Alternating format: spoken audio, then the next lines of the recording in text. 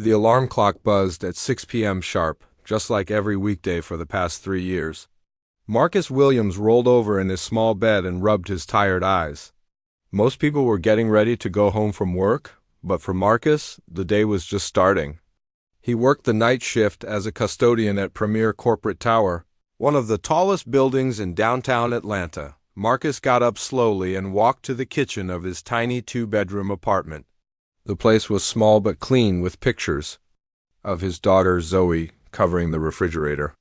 There were drawings she made at school, report cards with good grades, and photos of them together at the park or reading books on the couch. Every picture showed Zoe's bright smile and Marcus's proud face looking down at her. He made himself a cup of coffee and checked the time. Zoe would be home from her after-school program soon. Mrs. Rodriguez from next door always picked her up and watched her until Marcus got ready for work. It was not the best situation, but it was what they could afford.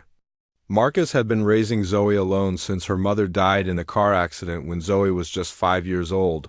The sound of the front door opening made Marcus smile. Zoe came running in with her backpack bouncing on her shoulders. She was 8 years old now, with curly hair that Marcus still struggled to braid properly and eyes that sparkled when she talked about her day at school. "Daddy," she called out as she dropped her backpack by the door. "Mrs. Rodriguez helped me with my math homework and I got all the problems right." Marcus picked her up and spun her around. "That's my smart girl," he said. "Did you remember to thank Mrs. Rodriguez?" "Yes."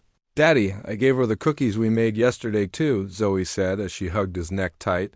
They sat at the small kitchen table, and Zoe told him about everything that happened at school. Her teacher, Mrs. Johnson, said she was doing great in reading. She played with her friend Emma at recess. She learned about the solar system in science class. Marcus listened to every word, asking questions and celebrating her small victories. After dinner, Marcus helped Zoe with any homework she had left. Then they read together on the couch. Tonight they were reading a book about a girl who wanted to become a doctor. Zoe loved stories about people who worked hard to achieve their dreams. "Daddy, what do you want to be when you grow up?" Zoe asked with a giggle. Marcus laughed. "Well, I am already grown up, baby girl, but what do you really want to do?" she asked.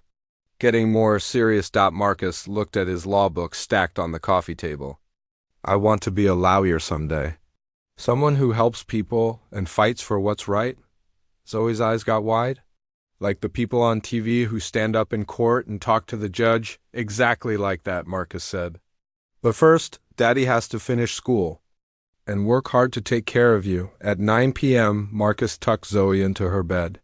Her room was decorated with posters of astronauts and scientists, books everywhere, and a small desk where she did her homework. He read her one more story, kissed her goodnight, and made sure Mrs. Rodriguez was settled in the living room to watch her while he worked. The drive to Premier Corporate Tower took 20 minutes through the busy Atlanta streets.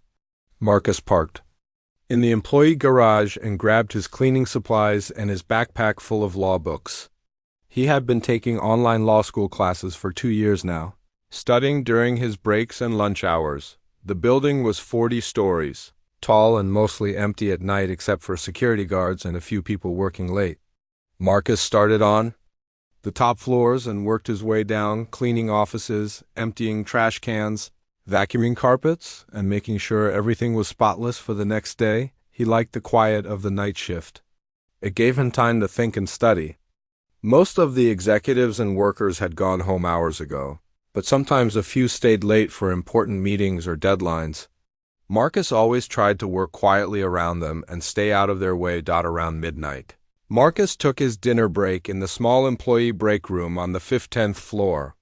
He pulled out his sandwich and opened one of his law books. Tonight he was studying contract law, reading about how agreements work and what makes them legal. The words were sometimes hard to understand, but Marcus kept reading and taking notes. Working late again, he looked up to see Elena Vasquez walking into the break room. She was the CEO of a tech consulting company that rented 3 floors in the building. Unlike most of the other executives, Elena always said hello to Marcus and asked how he was doing. She was in her early 40s, with kind eyes and a warm smile that seemed genuine. Yes, ma'am, just taking my break, Marcus said, starting to close his book. Please don't stop studying because of me, Elena said as she got water from the cooler. What are you reading tonight? Contract law, Marcus replied. It's pretty complicated stuff. Elena sat down across from him. How long have you been in law? School, 2 years now, all online classes, Marcus said. It's taken me longer than most people because I can only take a few classes at a time. But I'm getting there. That's impressive, Elena said. It takes real dedication to work full-time and go to school. What kind of law do you want to practice? Marcus thought for a moment. I want to help regular people who can't afford expensive lawyers. People who work hard but don't always get treated fairly, Elena nodded with respect. The world needs more lawyers like that. They talked for a few more minutes before Elena went back to her office. Marcus finished his sandwich and his reading, then got back to work. He cleaned the rest of the floors, making sure every bathroom was spotless and every office was ready for tomorrow. At 6 a.m., Marcus's shift ended. He drove home through the morning traffic, thinking about his conversation with Elena and his dreams of becoming a lawyer. The apartment was quiet when he got home. Mrs. Rodriguez had gone back to her own place, and Zoe was still sleeping. Marcus took a quick shower and crawled into bed just as Zoe's alarm went off for school. She came into his room and climbed in next to him for their morning hug. How was work, Daddy? She asked sleepily. Good, baby girl. How did you sleep? I dreamed we lived in a big house with a library full of books, Zoe said. Marcus smiled and held her close. Maybe someday we will. For now, this small apartment and their simple life together was enough. Marcus had his daughter, his job, and his dreams. He believed that hard work and love could overcome anything. He had no idea that soon all of that would be tested in ways he never imagined. The knock on the door came on a Tuesday afternoon when Marcus was trying to get some sleep before his night shift. He had only been in bed for 3 hours after finishing his online law class assignment. Zoe was at school and the apartment was quiet except for the sound of someone pounding on his front door.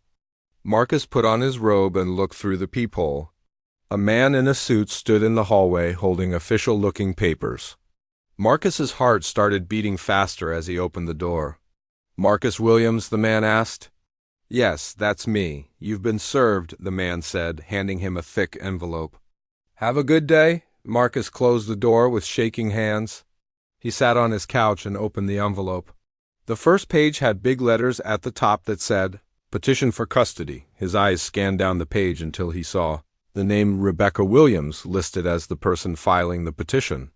Rebecca was his dead wife's sister, and Marcus had not spoken to her in over 2 years. The papers were full of legal words that Marcus had to read 3 times to understand. Rebecca was asking the court to give her custody of Zoe, she claimed. That Marcus was not a fit parent because he worked nights and could not properly supervise his daughter. She said that Zoe would be better off living with Rebecca and her husband in their suburban home. Marcus felt sick to his stomach.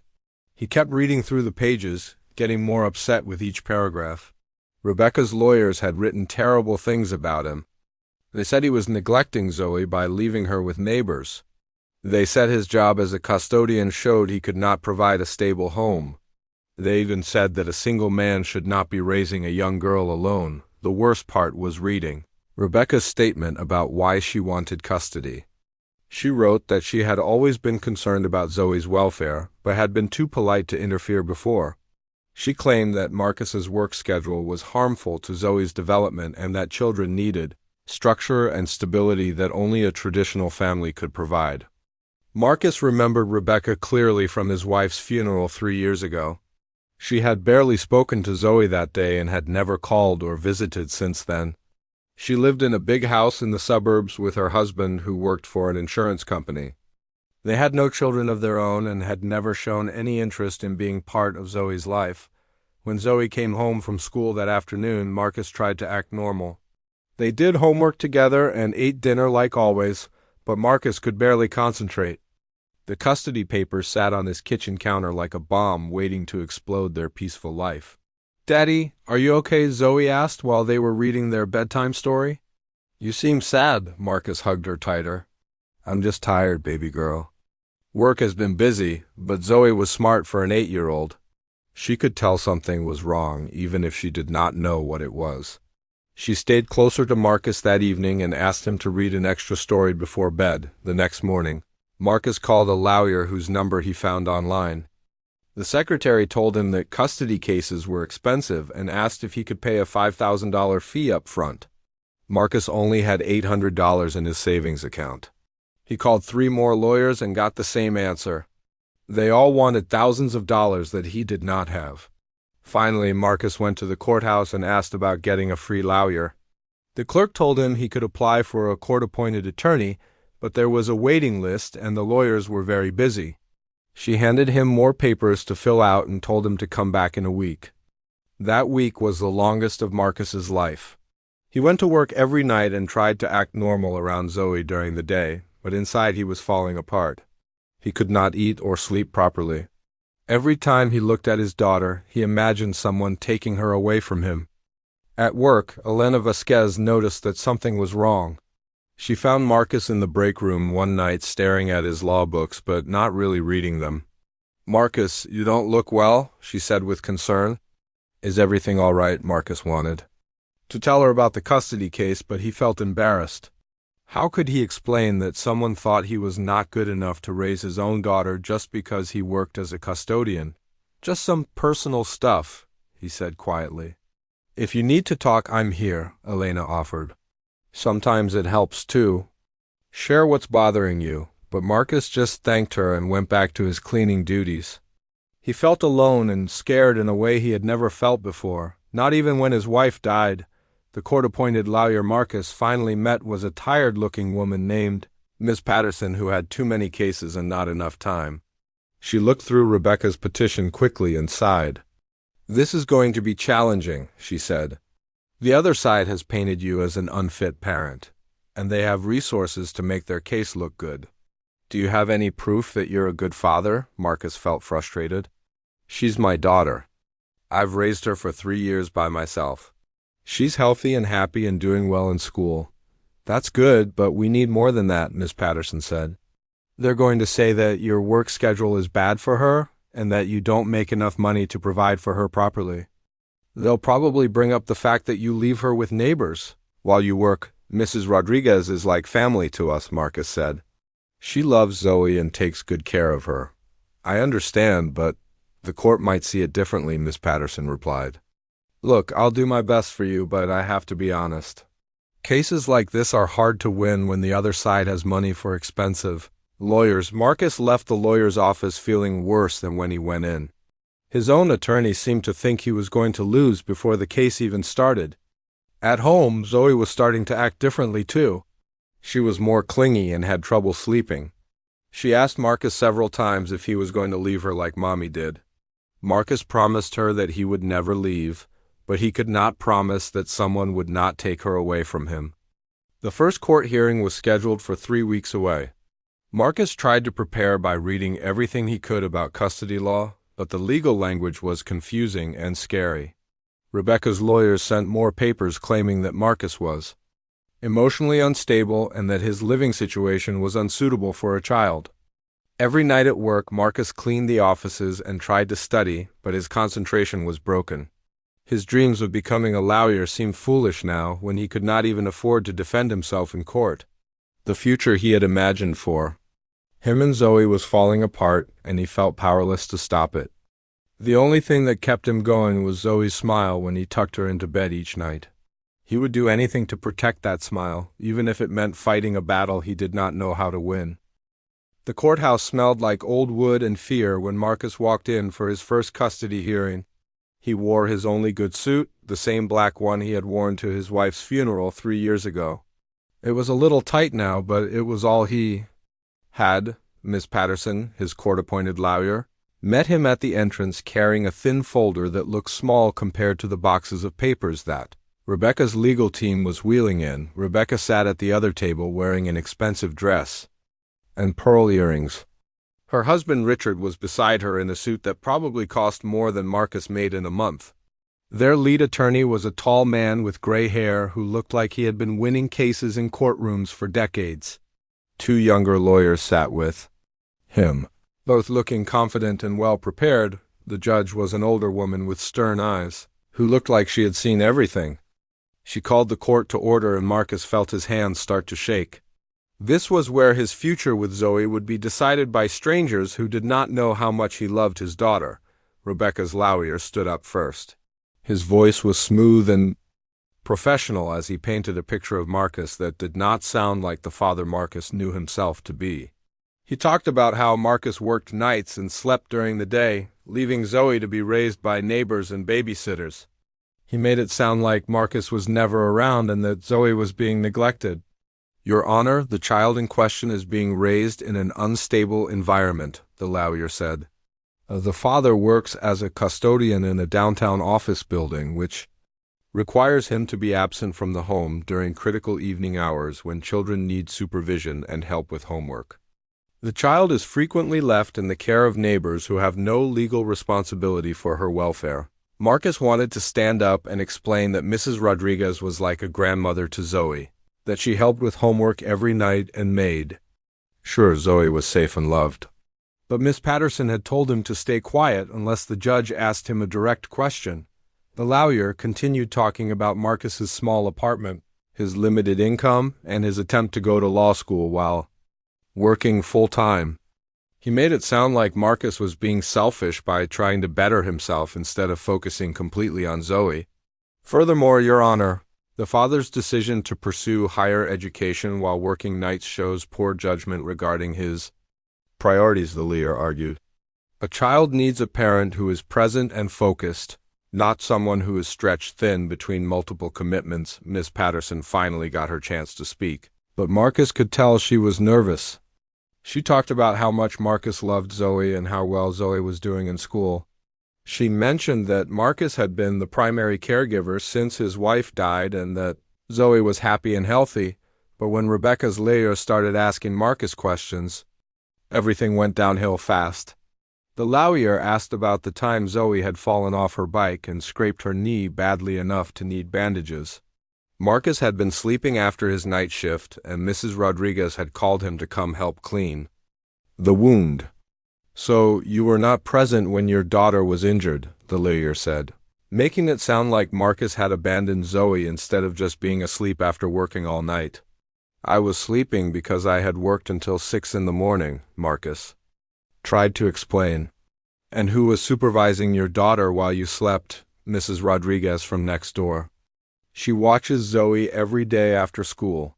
A neighbor with no legal responsibility for the child's welfare," the lawyer repeated, writing notes on his pad. Then came questions about Zoe being late to school events because Marcus's work shift had run over, about the small size of their apartment compared to Rebecca's 4-bedroom house, about Marcus's income compared to what Rebecca and her husband made together. The lawyer pulled out photos of Rebecca's house with its big yard, swimming pool, and fancy kitchen.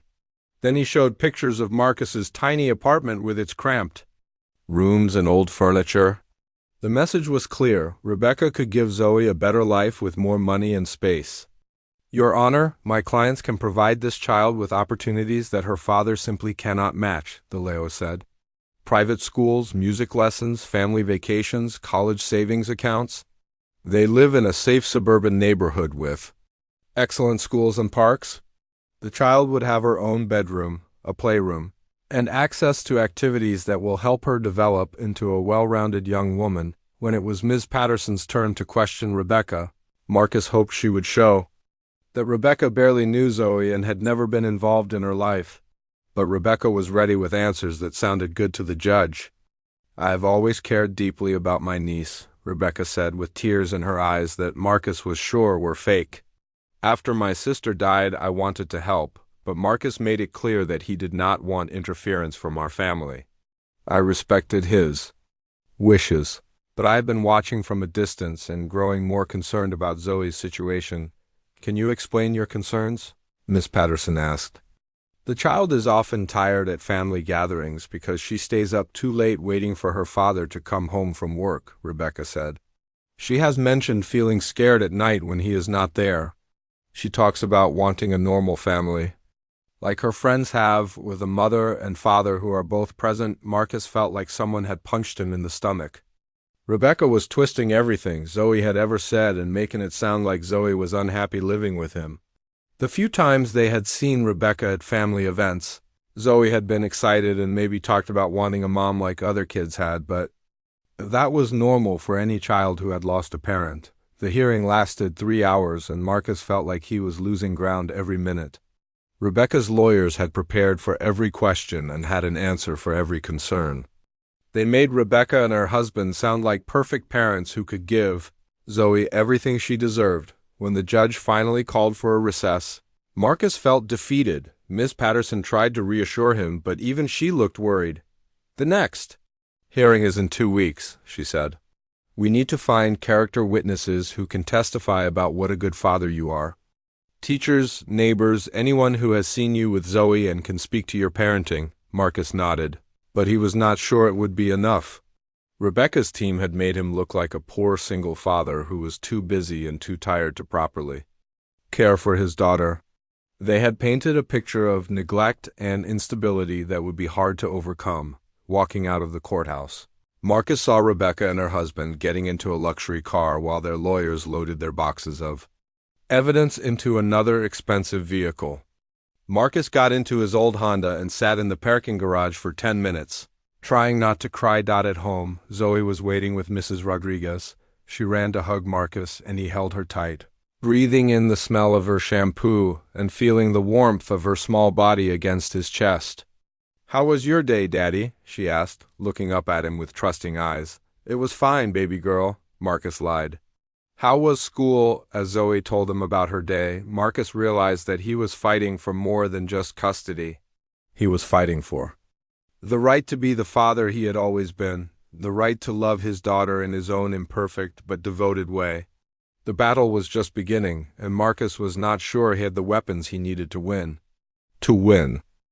The final hearing day arrived 3 weeks later, and Marcus barely slept the night before. He had been awake thinking about everything that could go wrong and everything he might lose. Zoe had been asking more questions about why he seemed sad and worried all the time, and Marcus was running out of ways to hide his fear from her. That morning, Marcus helped Zoe get ready for school just like any other day.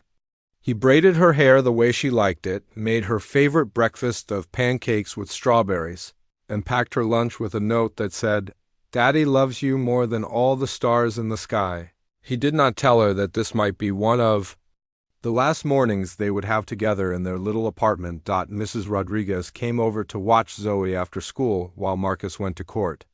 She hugged him at the door and whispered a prayer in Spanish, asking God to protect their family. Marcus could see the worry in her eyes, too, because she loved Zoe like her own granddaughter and knew what losing this case would mean for all of them. The courtroom was fuller than before. Word had somehow gotten out about the custody case, and Marcus noticed several people he did not recognize sitting in the back rows. Miss Patterson had managed to bring a few character witnesses: Zoe's teacher, Mrs. Johnson, their neighbor, Mr. Chun, and the librarian from the branch where Marcus and Zoe went every Saturday morning. Rebecca's legal team looked more confident than ever.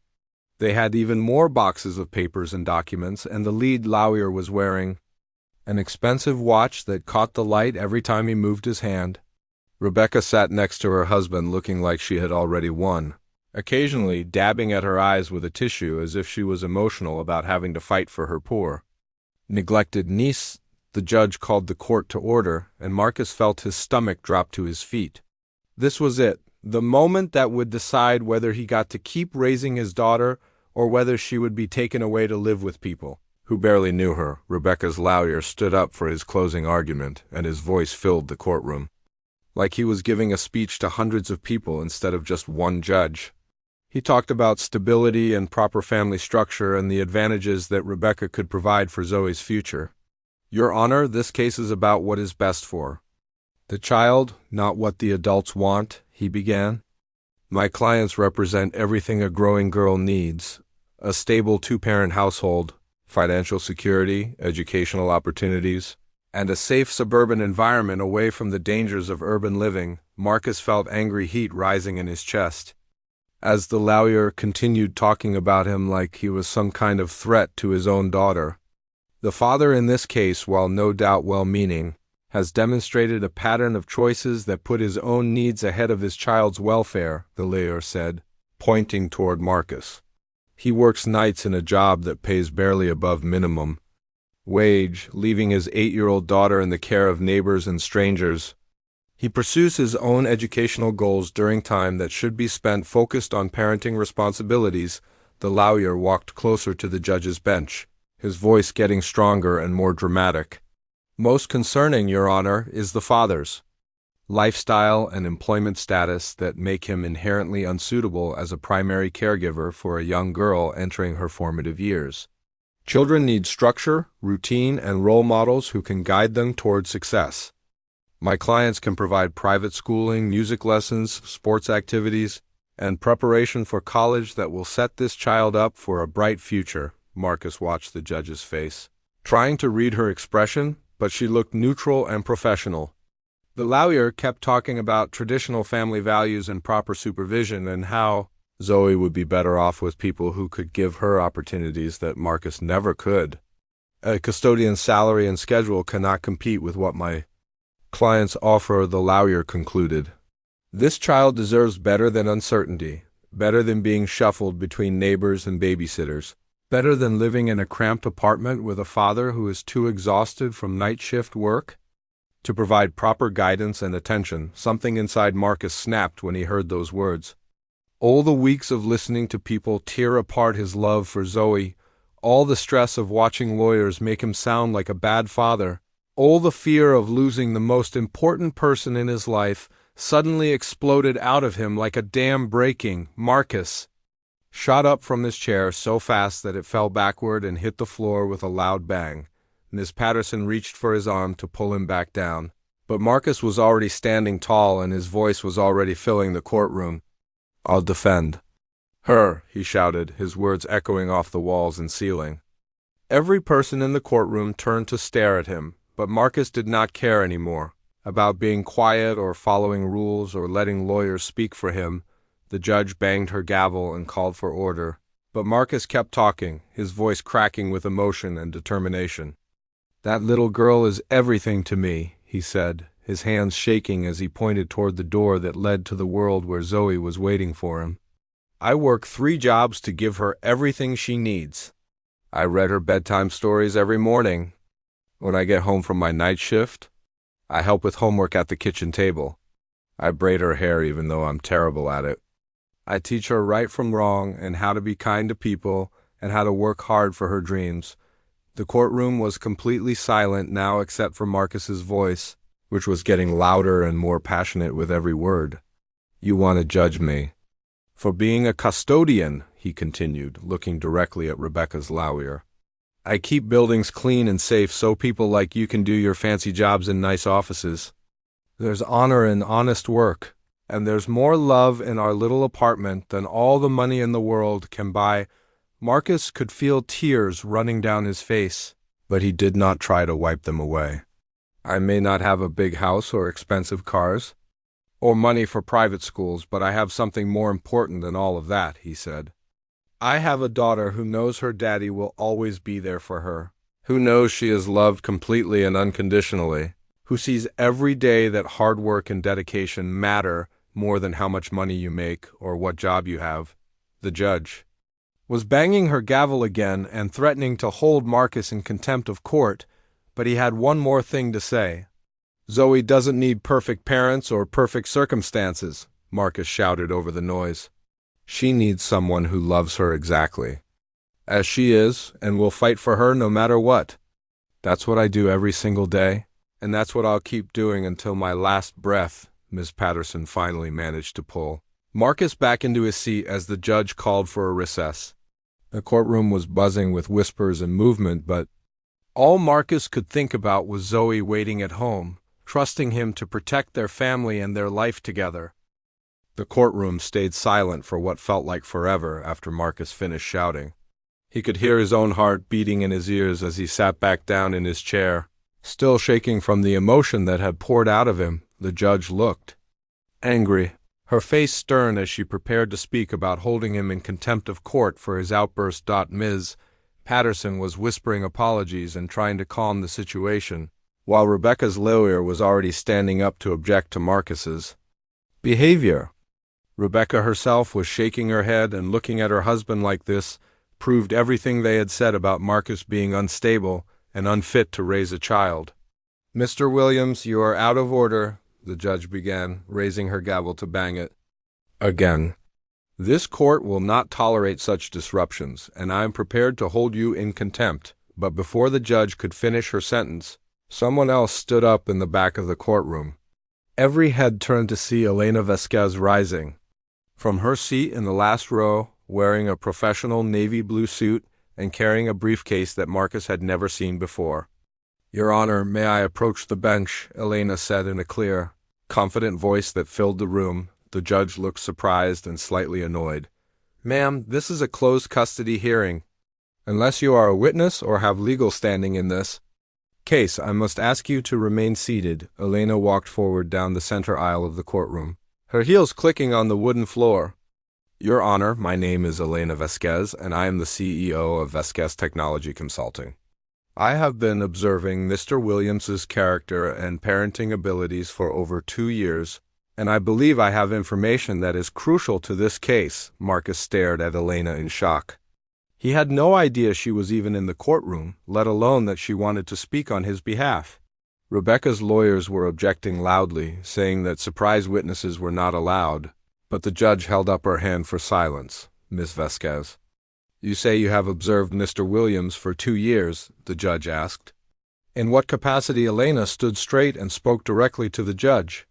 "Mr. Williams works the night custodial shift in the building where my company is located. For 2 years, I have watched this man demonstrate more integrity, dedication, and love for his daughter than most people show in a lifetime." She opened her briefcase and pulled out a folder full of papers. "Your Honor, I have documentation here that I believe will change how this court views Mr. Williams and his fitness as a parent." The judge motioned Elena forward. "Approach the bench with counsel from both sides." Marcus could not hear the quiet conversation happening between Elena, the judge, and the lawyers, but he could see Rebecca's attorney getting more and more agitated while Miss Patterson looked confused, but hopeful. After several minutes of discussion, the judge nodded and returned to her seat.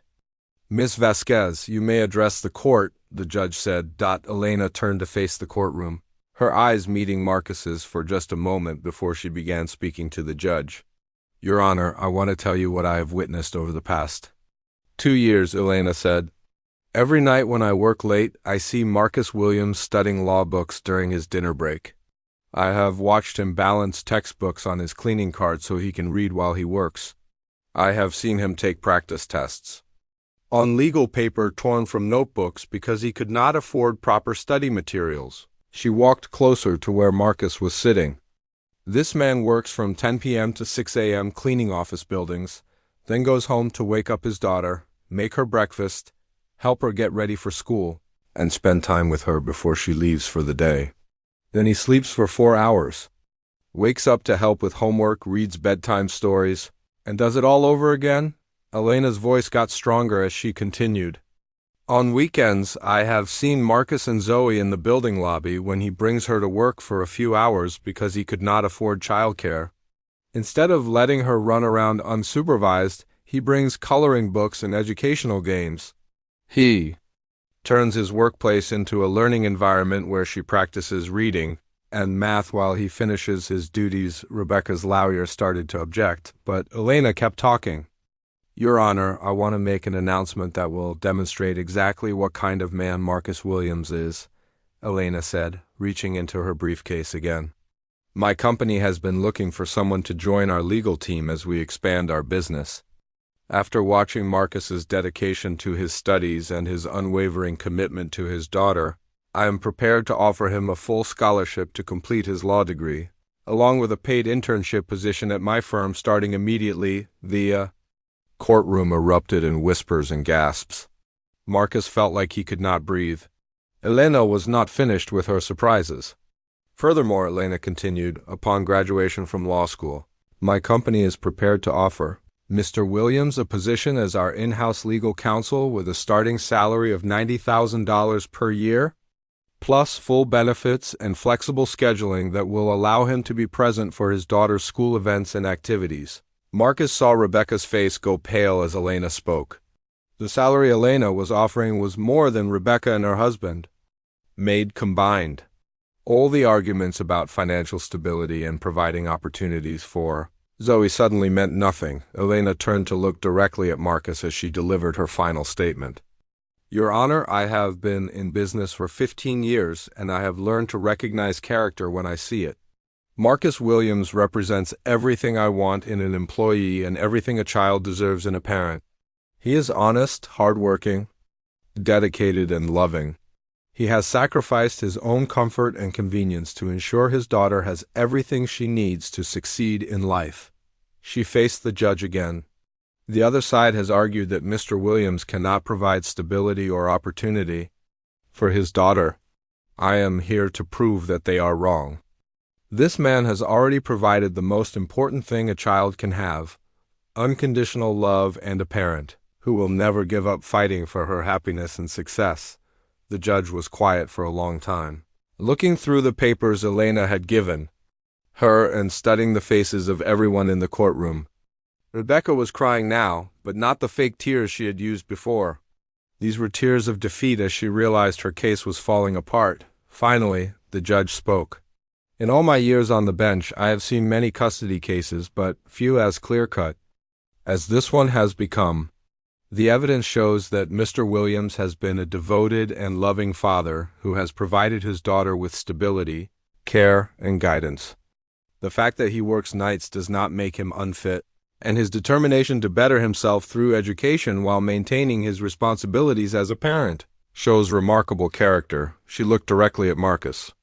Mr. Williams, I am awarding you full custody of your daughter, Zoe. Furthermore, I am dismissing this petition with prejudice, which means it cannot be filed again without extraordinary circumstances.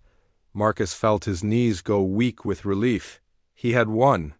Zoe would stay with him, and their little family would remain together. Elena smiled at him from across the courtroom, and he knew that his life was about to change in ways he had never imagined possible. 6 months later, Marcus walked across the stage at his law school graduation wearing a cap and gown that Elena's company had paid for. Zoe sat in the front row cheering louder than anyone else, wearing a new dress and holding a sign that said, "That's my daddy." Elena sat next to her, clapping and smiling like a proud family friend. After the ceremony, the three of them went out for ice cream to celebrate. Zoe had chocolate chip while Marcus and Elena talked about his upcoming start date at the law firm. Their little apartment was still small, but now it felt like the beginning of something bigger, rather than all they could afford. "Daddy, are you really going to be a lawyer now?" Zoe asked, getting ice cream on her nose. Marcus wiped her face with a napkin and grinned. "Yes, baby girl." "And you know what that means?" "What?" Zoe asked with excitement. "It means that sometimes when you work hard and fight for what's right, dreams really do come true."